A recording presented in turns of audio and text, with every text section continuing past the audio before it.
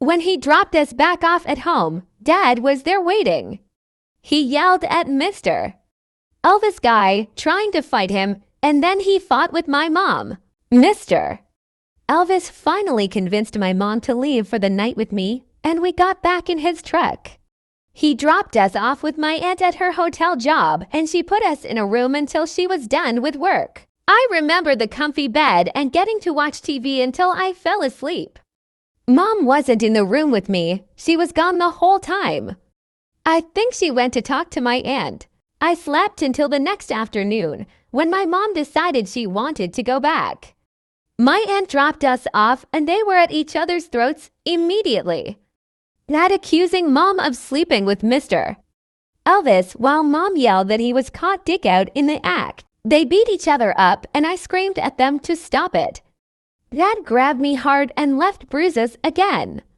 I ran and hid on that shelf in the closet space, begging to die. That summer was just fight after fight, days in the woods, fights at night. By the time school came for 3rd grade, I was excited to go back. It meant I could escape them. It was around this time that my great aunt and her husband started coming over. My auntie had told me to avoid Aunt Cheryl's husband because he was a PDF file and Grandma never believed her. They didn't believe me either, even when it happened right in front of them. He would bounce his knee between my legs while holding me on his lap, going faster and faster, and then stopping suddenly. It felt awkward and uncomfortable, but he did it right in front of Mom and Grandma, so it must have been okay, right? That's what I thought then.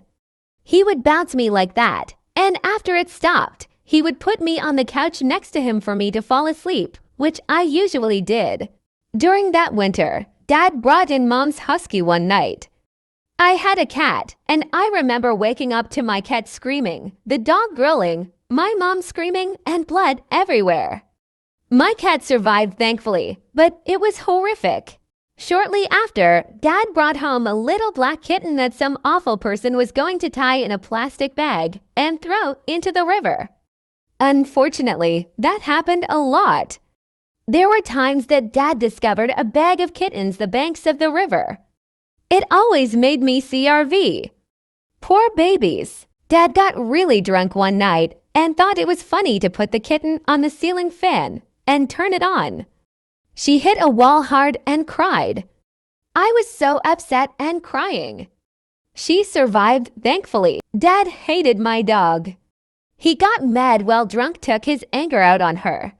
He held her up by her throat, strangling her until her eyes bulged out while I cried, begged, tried to pry his hands open. He slapped me in the face for it, but it saved my dog. I had bloody lips, and after it happened, I would go hide in the shelf and beg to die.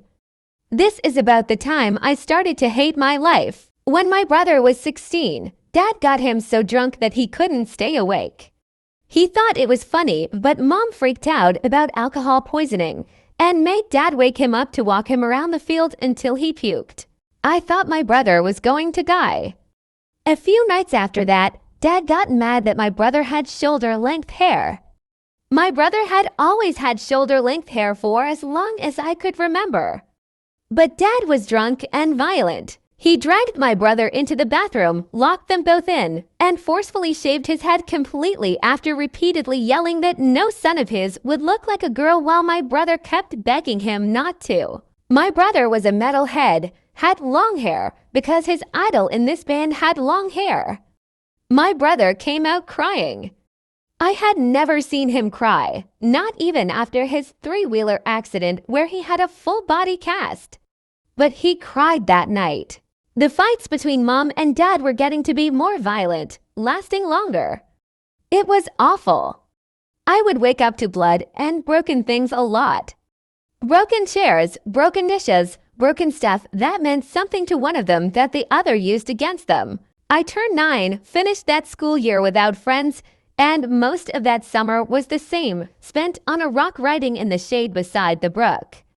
I accidentally stepped on the antenna of the truck after I was put on the hood of it to dry off after swimming. The broken metal went straight and deep into my bare heel while we were at a family cookout by the river.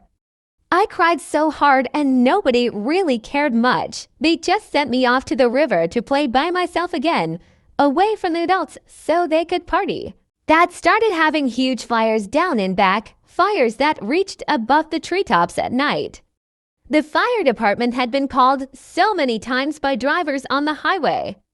They would show up, hang out for a bit, drinking with Dad. Nobody turned down free beer in that awful town.